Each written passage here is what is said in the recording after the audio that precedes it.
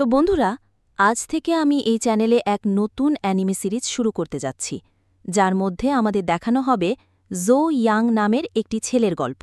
জো young ছিল একজন তিয়ানো, যে হাজার হাজার বছর ধরে কাল্টিভেশন করছিল।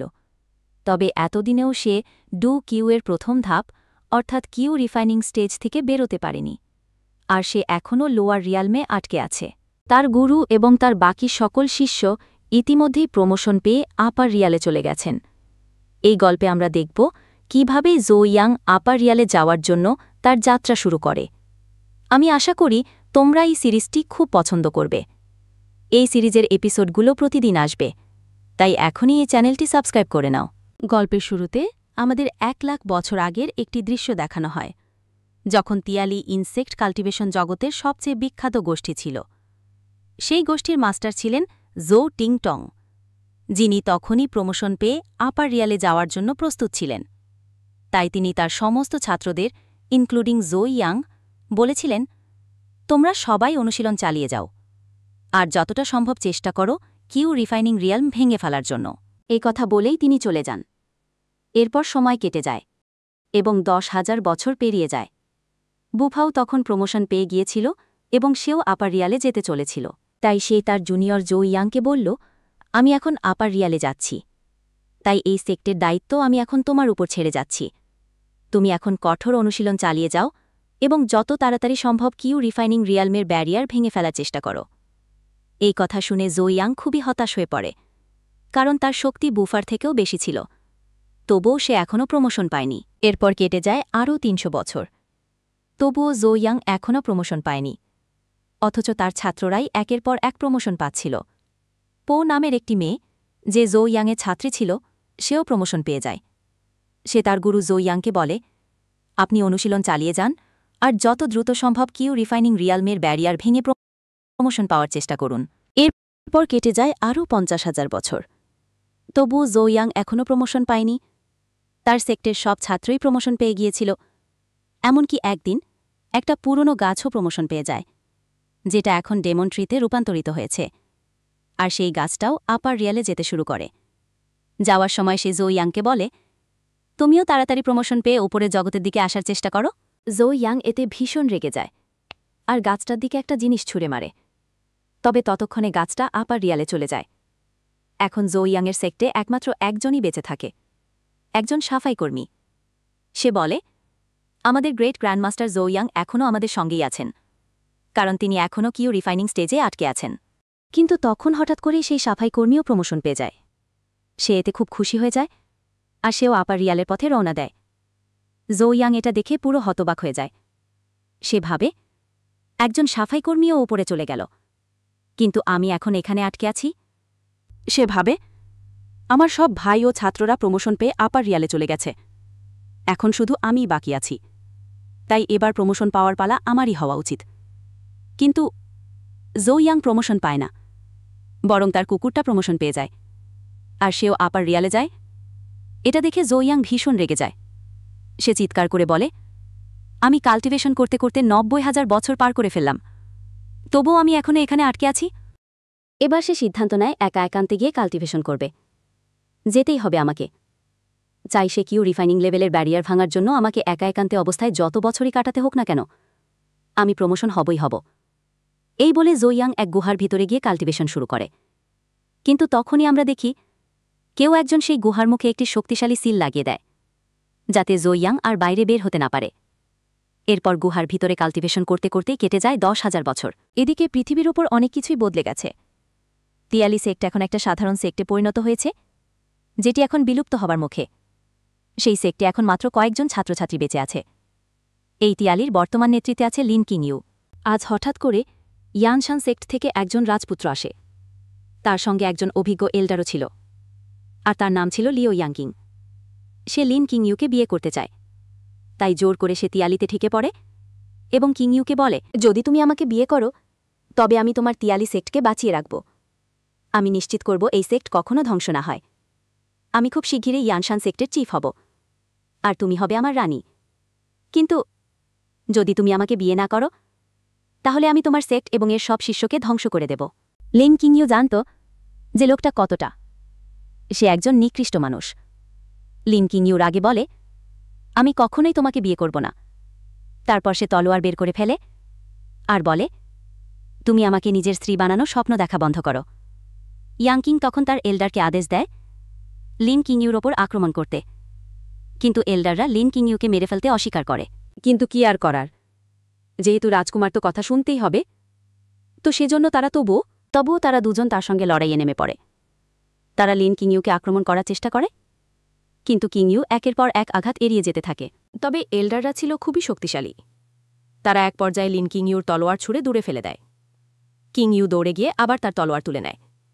এদিকে দৃশ্য কেটে যায় সেই গুহায়, যেখানে জো ইয়াং 10,000 বছর ধরে কাল্টিভেশন করছিল। হঠাৎ সেখানে একটি শক্তিশালী ঝড় শুরু হয়। জো ইয়াং গুহার মুখে লাগানো সিল ভেঙে বাইরে বেরিয়ে আসে। সে তখন অনেক বৃদ্ধ হয়ে গেছে, কিন্তু এরপর নিজের শক্তি দিয়ে নিজের শরীরকে আবার তরুণ করে তোলে। অর্থাৎ সে আবার আগের মতো যুবক হয়ে যায়। সে বলে, 10,000 বছর কেটে গেছে, তবুও আমি কোনো সাফল্য পাইনি। আমি এখনও কিউ রিফাইনিং রিয়ালমের মধ্যেই আটকে আছি। আমি ইতিমধ্যে কিউ রিফাইনিং পিরিয়ডে 99,990 ধাপ শেষ করে ফেলেছি, আর এইভাবে কাল্টিভেশন করতে করতে কেটে গেছে 1,00,000 বছর। জো ইয়াং চারপাশে তাকিয়ে বলে, মনে হচ্ছে এখন পর্যন্ত এই লোয়ার রিয়ালমের সবাই প্রমোশন পেয়ে গেছে।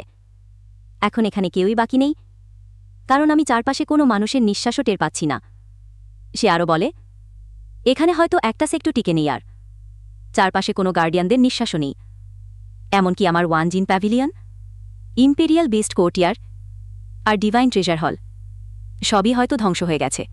অন্যদিকে লিন কিংইউ এখনও সেই দুই এল্ডারের সঙ্গে যুদ্ধ করছিল, কিন্তু তাদের বিরুদ্ধে জয়ী হতে পারছিল না। সে বলে, এই দুই এল্ডার ফাউন্ডেশন স্ট্যাবিলাইজিং রিয়ালমের পেটিশনার, তাই আমি ভয় পাচ্ছি আমি তাদের হারাতে পারব না। ওই দুই এল্ডার তখন আকাশ থেকে এক মারাত্মক সম্মিলিত টেকনিক দিয়ে আক্রমণ করে। কিংইউ তাদের থামানোর জন্য নিজের 100 রকম টেকনিক দিয়ে পাল্টা আঘাত হানে, কিন্তু তবুও ওদের আক্রমণ ঠেকাতে পারে না এবং দূরে ছিটকে পড়ে। তখন ইয়ান কিং হেসে বলে, তুমি দেখতে অনেক সুন্দর, কিন্তু লড়াইয়ে একেবারেই পারদর্শী নও। আমার সব গার্ড ফাউন্ডেশন ইন স্ট্যাবিলাইজিং রিয়ালমের এক্সপার্ট, আর আমি। ইয়াং কিং বলে, আমি এই রিয়ালমে পৌঁছাতে মাত্র অর্ধেক পদক্ষেপ দূরে আছি, তাই তোমরা সবাই আমাকে হারাতে পারবে না। তোমার জন্য ভালো হবে যদি তুমি আমার স্ত্রী হয়ে যাও। তোমাকে শুধু আমার সেবা করতে হবে, আর সবসময় আমার বিছানাটা গরম রাখতে হবে। এই সময়ে আমরা দেখি জো ইয়াংও তাদের আওয়াজ অনুভব করে, যা তাকে হতবাক করে দেয়। মনে হয় তিয়ানলি সেক্টে এখনও কিছু ছাত্রছাত্রী বেঁচে আছে, আর কিছু খারাপ মানুষ তাদের উপর অত্যাচার করছে। তারা তিয়ানলি সেক্টকে সম্পূর্ণরূপে ধ্বংস করতে চায়। জো ইয়াং হাসতে হাসতে বলে, আমি কখনো তাদের এই সুযোগ দেব না। আমি এখানে আছি, তাই তিয়ানলি সেক্টকে কেউ নষ্ট করতে পারবে না। কিংইউ তখন ইয়ান কিং থেকে বাঁচার জন্য তার ডার্ক পাওয়ার ব্যবহার করে নিজেকে বিস্ফোরণ ঘটায় মনে হচ্ছে, কিন্তু জো ইয়াং এসে তাকে বাধা দেয়। সে তাকিয়ে হতবাক হয় আর ভাবতে থাকে, এই তো কে? যা দেখে ইয়ান কিং এবং সব এল্ডাররা ভয়ে কাঁপতে থাকে। তবে ইয়ান কিং বুঝতে পারে সে শুধু কিউ রিফাইনিং রিয়ালমের পেটিশনার।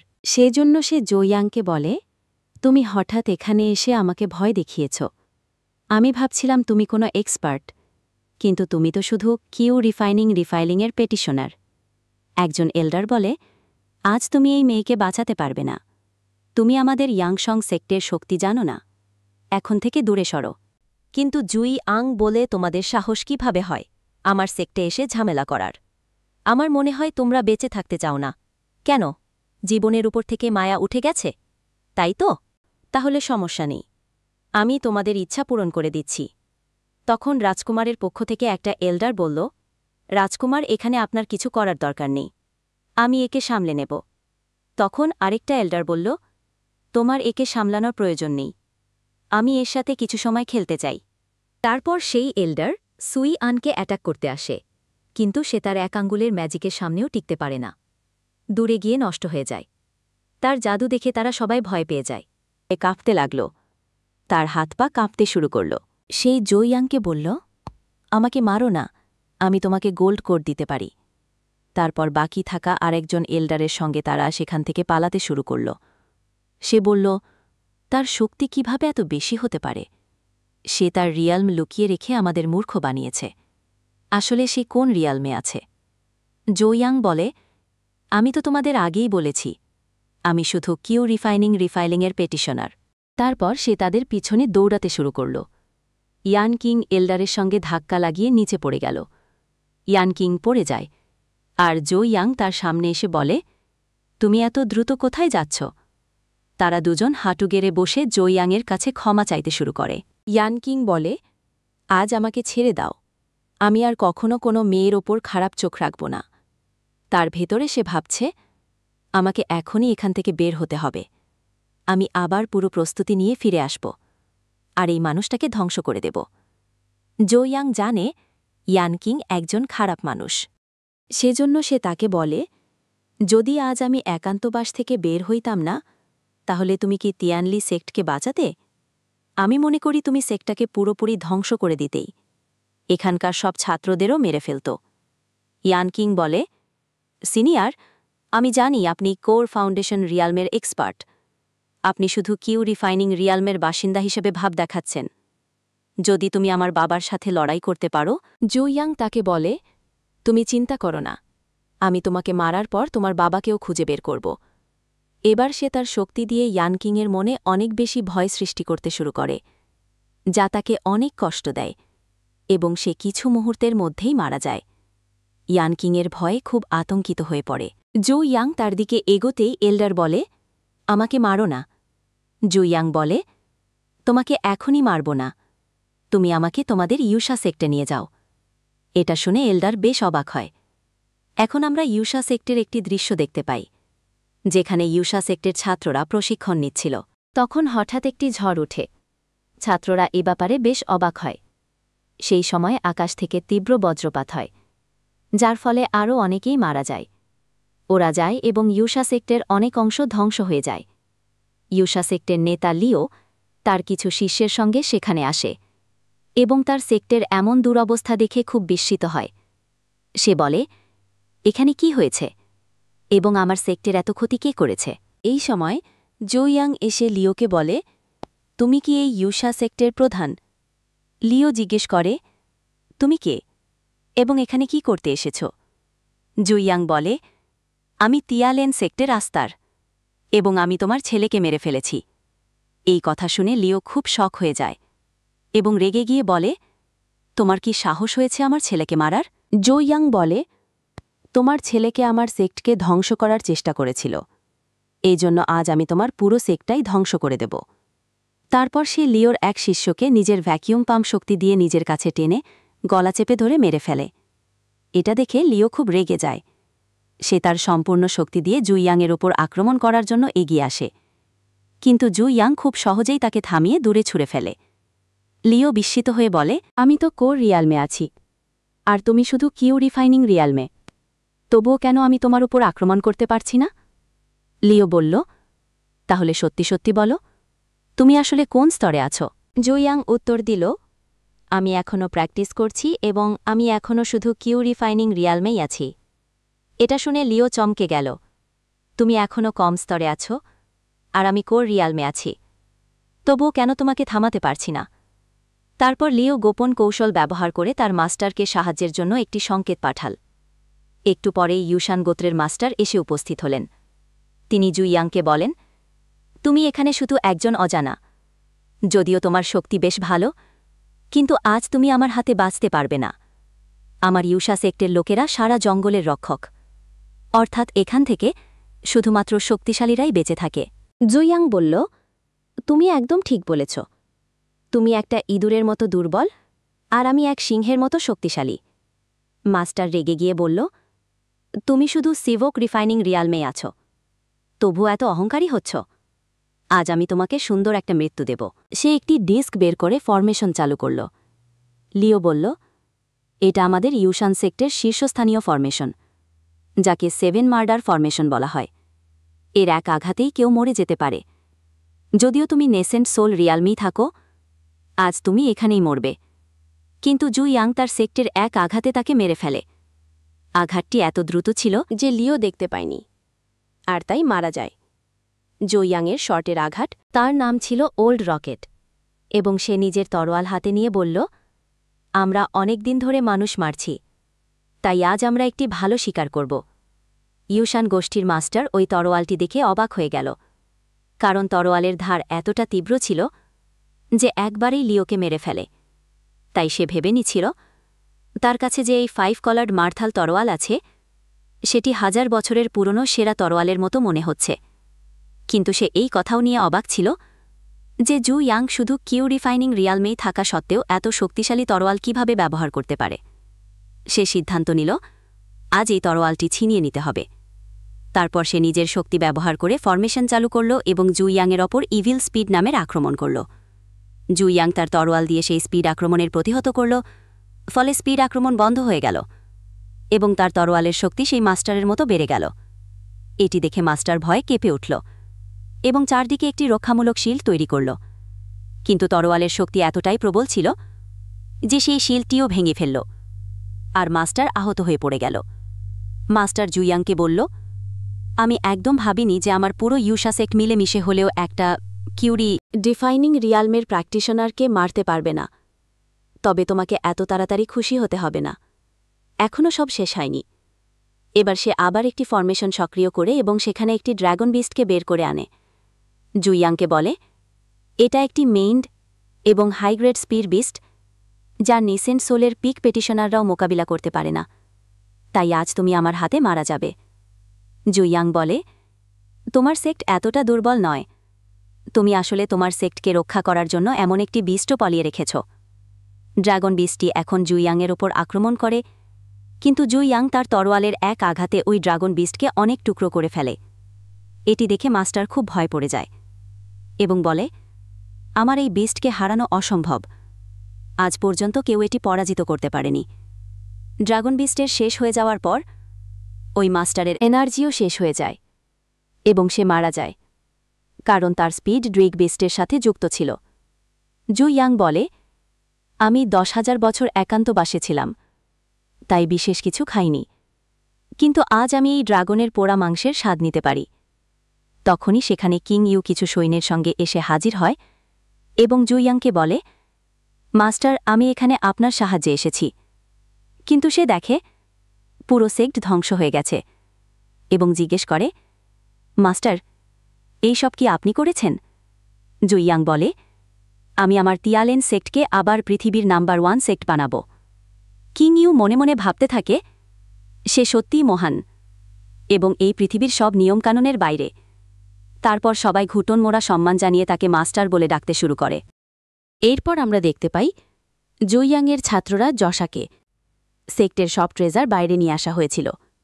এক ছাত্র জু ইয়াংয়ের কাছে এসে বলে, মাস্টার, আমরা ইউংশং সেক্টের সব ট্রেজার একত্রিত করেছি, এখন শুধু কিছু ট্রেজার বাকি আছে। জু ইয়াং হাসে এবং মনে করে আমার এই সেক্টকে ধ্বংস করা বৃথা যায়নি। তখনই কিং ইউ সেখানে আসে এবং খুশি হয়ে জু ইয়াংকে বলে, আমরা এখন বেশ ধনী হতে চলেছি। আসলে এই ইউনসং সেক্ট এক সত্যি শক্তিশালী সেক্ট, তাদের সেক্টে অনেক ট্রেজার ছিল। জু ইয়াং বলে, তোমাকে এসব ব্যাপারে বেশি মনোযোগ দিতে হবে না। কিং ইউ তার কথা বুঝে এবং বলে, মাস্টার, এত ট্রেজার আর এই ড্রাগনের সঙ্গে আমরা কিভাবে তিয়ালেন সেক্টে ফিরে যাব? জু ইয়াং তাকে একটি স্পেস রিং দেখিয়ে বলে, তুমি এই রিংয়ে সব ট্রেজার স্টোর করতে পারবে। কিং ইউ সেই রিং দেখে বিস্মিত হয় এবং ভাবে, এটা একটা স্টোরেজ রিং, কিন্তু এ ধরনের ট্রেজার তো শুধু শীর্ষ সেক্টরেই থাকে, মানুষের কাছে এই ধরনের ট্রেজারই থাকে। তারপর আমরা দেখি জু ইয়াং আবার তার তিয়ালিং সেটে ফিরে এসেছে। সে একটি জেট পিস দেখছিল যা ছিল হেভেন শেডিং লকের একটি অংশ, যা তাকে গুহায় সিল করার জন্য বসানো হয়েছিল। সে ভাবছিল এই শেডিং লক স্পেস এবং পারসেপশনকে আটকে রাখতে পারে। যদি আমি এই লক জোর করে না ভাঙতাম, তবে আমি ভয় পাচ্ছি যে আমি সারা জীবন সেই গুহায় আটকে থাকতাম। মনে হচ্ছে যখন আমি একাকী অবস্থায় ছিলাম তখন বাইরে এমন কেউ ছিল যিনি জাননি আমি ফিরে আসি। কিং ইউ তখন জু ইয়াংয়ের জন্য চা নিয়ে আসে এবং বলে, মাস্টার, তোমাকে 1 কাপ চা খেয়ে একটু বিশ্রাম নিতে হবে। জু ইয়াং বলে, আমি গত 10,000 বছর একাকী ছিলাম, তাই এই 10,000 বছরে এই দুনিয়ায় কি হয়েছে? আমাদের তিয়ালিং সেক্টের এমন খারাপ অবস্থা কেন? কিং ইউ বলে, যখন আমি এখানে সেক্ট লিডার হয়েছিলাম তখন এখানে শুধু একজন সিনিয়র ব্রাদার ছিল, যিনি আর্ট ইফেক্ট ফোর্জিং রিয়েলমের প্র্যাকটিশনার ছিলেন। কিন্তু আমাকে, কিং ইউ লজ্জা ভরে বলে, আমি তিয়ানলেন সেক্টের উচ্চপদে থাকলেও এখনও ফাউন্ডেশন এস্টাবলিশ রিয়েলমের মাঝামাঝি স্তরে আটকে আছি। তাই আমার শক্তি এখনো অনেক কম। বাইরে থেকে অনেক আওয়াজে শব্দ আসছে। তখন তারা বাইরে এসে দেখে কেউ একজন তাদের সেক্টরে অ্যাট্যাক করে দিয়েছে। কিংগিও আতঙ্কিত হয়ে ভাবে, ও তো জিন রিয়ালমের পিক লেভেলে। লোওয়ে কুৎসিত হাসি দিয়ে বলে, তুমি দেখতে খুব সুন্দর। তোমাকে দেখে মনে হচ্ছে তুমিই তিয়ানলেন সেক্টর প্রধান। যদি তুমি ইউশান সেক্টর সব স্পিরিট ট্রেজার আমাকে দিয়ে দাও আর আমার দাসী হয়ে আমার আনন্দ নিশ্চিত করো, তাহলে হয়তো আমি তোমাদের সেককে ধ্বংস করা থেকে বিরত থাকব। কিংইউ রেগে গিয়ে বলে, দিনে স্বপ্ন বন্ধ করো, আমাদের সেক্টর কিছুই তুমি করতে পারবে না। এই বলে সে আবারও তার তরবারি নিয়ে লোওয়ের দিকে ঝাঁপিয়ে পড়ে। কিংইউ লোওয়ের উপর তার তরবারি দিয়ে আক্রমণ করে, কিন্তু লোওয়ের সহই সে আঘাত এড়িয়ে যায় এবং পাল্টা এক প্রবল আঘাত হানে। তবে কিংইউ সেই আঘাত থেকেও রক্ষা পায় এবং সোর্সলেস টেকনিক দিয়ে লোওয়ের উপর পাল্টা আক্রমণ করে। লোওয়ে এবার নিজের তরবারি বের করে তার আক্রমণ ঠেকিয়ে দেয়। কিংইউ তাকে পরাজিত করার জন্য বারবার চেষ্টা করতে থাকে, কিন্তু তাদের শক্তির পার্থক্য বিশাল ছিল। লোওয়ে দ্রুত তাকে সরিয়ে দেয় এবং একের পর আক্রমণ করতে থাকে। কিংইউ তার তরবারি দিয়ে লোওয়ের আক্রমণ ঠেকাতে থাকে, কিন্তু ক্রমেই দুর্বল হয়ে পড়ে। লোওয়ে ব্যঙ্গ করে বলে, তুমি ভীষণ অবুঝ মেয়েটি, একা আমাকে হারাতে পারবে না। এখনও সময় আছে, হেরে যাও এবং আমার দাসী হয়ে যাও, এটাই তোমার জন্য মঙ্গলজনক হবে। কিংইউ নিজের সমস্ত শক্তি দিয়ে লোওয়েকে ঠেকানোর চেষ্টা করে, কিন্তু তার শক্তি কমে যাচ্ছিল। ঠিক তখনই জুইয়াং এক টুকরো শক্তি তার দিকে প্রেরণ করে। কিংইউ হঠাৎই নিজের ভিতরে এক প্রবল শক্তির প্রবাহ অনুভব করে এবং লোওয়েকে ছিটকে ফেলে দেয়। তার আঘাতে লোওয়ের হাত থেকে তরবারিটিও ছুটে যায়। লোওয়ে বিস্মিত হয়ে বলে, এটা কিভাবে সম্ভব? কিংইউ অবাক হয়ে ভাবে, আমার শক্তি হঠাৎ এত বেড়ে গেল কিভাবে? ঠিক তখনই জুইয়াং বলে ওঠে, তুমি আমার ছাত্রীকে মারার চেষ্টা করছো, মনে হচ্ছে তুমি বাঁচতে চাও না। লোওয়ের আগত কণ্ঠে বলে, তুমি যতই তাকে শক্তি দাও, সে হয়তো আমার আক্রমণ ঠেকাতে পেরেছে, কিন্তু তুমিও তো দুর্বল। লোওয়ে রেগে গিয়ে বলে, তুমি কিউরিফাইনিং রিয়ালমে আছো? এত দুর্বল হয়ে আমার সামনে এত বড় কথা বলার সাহস তোমার হলো কিভাবে? তোমার তো আমাকে দাজি বলে সম্মান জানানো উচিত। কিন্তু জুইয়াং কোনো সময় নষ্ট না করে এক ঝটকায় তার তরবারি দিয়ে জোবের শরীরে আঘাত আনে। লোওয়ে কষ্টে কুকড়ায় যায়, বলতেই থাকে, আমার বাহুগুলো অনেক শক্তিশালী, কিন্তু তুমি আমাকে এত সহজে আঘাত করলে কিভাবে? তখন সে তার সবচেয়ে বিপজ্জনক ট্রেজার বের করে, একটি দুঃস্বপ্নের ঘণ্টা, ইভিল বেল। সে ঘণ্টা বাজাতে শুরু করে আর তাতে চারদিকে ভয়ানক শব্দ তরঙ্গ ছড়িয়ে পড়ে। এই শব্দে কিংইউ এবং অন্যান্য সব ডিসিপলরা কাতরাতে থাকে। লোওয়ে হেসে বলে, এই বেলের আক্রমণ থেকে আজ পর্যন্ত কেউ রক্ষা পায়নি। খুব শিগগিরই তোমাদের শরীর ভেতর থেকে জ্বলতে শুরু করবে, তোমাদের কানে রক্তপাত হবে আর তোমরা সবাই মৃত্যুবরণ করবে। ঠিক তখনই জুইয়াং তার শক্তি ব্যবহার করে সেই ঘণ্টার কম্পন থামিয়ে দেয়। সঙ্গে সঙ্গে সবাইকে হাওয়া যন্ত্রণা বন্ধ হয়ে যায়। লোওয়ে হতবাক হয়ে বলে, আমার ঘণ্টা তোমার উপর কাজ করল না, এটা কিভাবে সম্ভব? জুইয়াং শান্তভাবে উত্তর দেয়, তোমার এই ঘণ্টা আমার সামনে কোনো মূল্য রাখে না। এই বলে সে তার ভ্যাকিউম পাম্প টেকনিক ব্যবহার করে ঘণ্টাটাকে নিজের কাছে টেনে নেয় এবং মুহূর্তেই সেটিকে ধ্বংস করে দেয়। এই ঘণ্টা ছিল লোওয়ের গতিশক্তির সঙ্গে সংযুক্ত, তাই এটি ধ্বংস হতেই লোওয়ে প্রবল যন্ত্রণায় কাতরাতে থাকে। সে গুরুতরভাবে আহত হয়। জুইয়াং ধীরে ধীরে তার দিকে এগিয়ে যায় এবং তার সামনে দাঁড়িয়ে বলে, তুমি আমার ছাত্রীতে কষ্ট দিয়েছ, আমার সেক্টরের উপর হামলা চালিয়েছ, এবার তোমার বিচার হবে। তুমি আমার ছাত্রকে আঘাত করেছ, এখন আর তুমি বাঁচার যোগ্য নও। এই বলে জুইয়াং নিজের পা মাটিতে আঘাত করে। মাটিতে ধ্বনিতরঙ্গ ছড়িয়ে পড়ে আর তার প্রচণ্ড শক্তির ফলে লোওয়ে আকাশে অনেক দূরে ছিটকে পড়ে যায়। জুইয়াং তাকে দেখে বলে, আজ তোমার সমস্ত দৈত্বিক অভিমান ধুলায় মিশে যাবে, তুমি এক ভয়ঙ্কর মৃত্যুবরণ করবে। এই বলে সে নিজের তরবারি দিয়ে এক তীব্র আক্রমণ চালায় আর সেই আঘাতেই লোওয়ে সম্পূর্ণভাবে ধ্বংস হয়ে যায়। এই দৃশ্য দেখে কিংইউ অবাক হয়ে যায়। সে মনে মনে ভাবে, মাস্টার সত্যিই কতটা শক্তিশালী, তার ক্ষমতার সীমা কোথায়? দৃশ্য কেটে যায় লু পরিবারের দিকে। সেখানে জিয়াওলাং নামের এক ব্যক্তি তার নেতাকে জানায়, তিয়ানলে সেক্ট এখন অনেক বেশি শক্তিশালী হয়ে উঠেছে। আমরা যে লোওয়েকে তাদের ধ্বংস করতে পাঠিয়েছিলাম, তাকেই মেরে ফেলেছে সেই এস্টার, জুইয়াং, যে কিনা মাত্র কিউরিফাইনিং রিয়ালমের একজন পেটিশনার ছিল। আমার ধারণা তার কাছে কোনো বিশেষ ট্রেজার আছে। লিডার লুকিংফেং চিন্তিত মুখে বলে, আমি শুনেছি এই জুইয়াং ইতিমধ্যে 3 জন জিনন রিয়ালমের মানুষকে হত্যা করেছে, এমনকি এক half step news and soul প্র্যাকটিশনারকেও সে মেরে ফেলেছে। ওখানে তখন এক মহিলা উপস্থিত ছিলেন, ইউ সুনি ইয়াং, যিনি বসে জুইয়াংয়ের একটি পেইন্টিং আঁকছিলেন। তিনি একদৃষ্টে পেইন্টিংয়ের দিকে তাকিয়ে বলেন, এই ছেলে দেখতে সত্যিই খুব হ্যান্ডসাম, কিন্তু তার চোখে ভয়ানক রহস্য লুকিয়ে আছে। সঙ্গে সঙ্গে পাশে থাকা চুচু নামের আরেকজন কিছু বলতে যায়। এক ব্যক্তি বলে ওঠে, তিয়ানলে সেক্টর সেই জুইয়াং অত ভালো কিছু না, আমি তোমার জন্য অনেক ভালো, তাই তুমি আমার সঙ্গে চলো, আমরা মিলে ওকে মেরে ফেলব। আমি জানি তুমি আমার সবচেয়ে বেশি সুখে থাকবে। সুনিয়াং বিরক্ত মুখে উত্তর দেয়, তুমি খুবই দুর্বল। এই কথা শুনে চু নামে আরেকজন রেগে যায়, কিন্তু তাদের নেতা মৌসান তাকে শান্ত থাকতে বলে আর সুনিয়াংয়ের দিকে তাকিয়ে বলে, তিয়ানলে সেক্টর এস্টার, জুইয়াংকে শেষ করতে হবে। সুনিয়াং হালকা হাসি দিয়ে বলে, চিন্তা করবেন না, আমি তাকে ভালোভাবে সামলাব এবং তার সবটা উপভোগ করব। এরপর আমরা দেখি সুনিয়াং তিয়ানলে সেক্টরের দিকে রওনা দিয়েছে। রাস্তায় তার এনচান্টমেন্ট বডির প্রভাবে এক লোক তার প্রতি আকৃষ্ট হয়ে পড়ে, কিন্তু সে ফ্লাওয়ার টেকনিক ব্যবহার করে তাকে মুহূর্তেই মেরে ফেলে। পাশাপাশি আমরা ফিরে আসি তিয়ানলে সেক্টে, যেখানে সব স্টুডেন্ট ট্রেনিং করছিল, আর জুইয়াং একপাশে বসেছিল বিশ্রামে। এই সময় সুনিয়াং সেখানে উপস্থিত হয়। তার ম্যাজিক্যাল অরা দেখে সব স্টুডেন্ট তার দিকে আকৃষ্ট হয়ে পড়ে। তারা যেন নিজেরাই বোঝে না তাকে থামাতে পারছে না। সুনিয়াং এগিয়ে আসে জুইয়াংয়ের দিকে, মনে মনে ভাবে, আমার ম্যাজিকের প্রভাবে এই ছেলে এক প্রেমে পাগল পিঁপড়ের মতো হয়ে যাবে, তখন আমি সহজেই ওকে মেরে ফেলতে পারব। সে জুইয়াংয়ের কাছে এসে তার শরীরে হাত রাখে, একটা ইলিউশন দিয়ে তাকে ফাঁসিয়ে ফেলে। কিন্তু জুইয়াং সম্পূর্ণ সচেতন ছিল। সে বলে, এটা তো একটা সাধারণ ট্রিক ছাড়া কিছু না। জুইয়াং তার শক্তি ব্যবহার করে সেই ইলিউশন ভেঙে ফেলে, যার ফলে সুনিয়াং জোরে ছিটকে পড়ে যায়।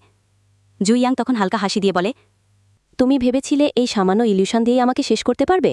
সুনিয়াং রাগে ফুঁসে ওঠে, তুমি আমার ইলিউশন ভেঙে নিজেকে অনেক বড় কিছু ভাবছ?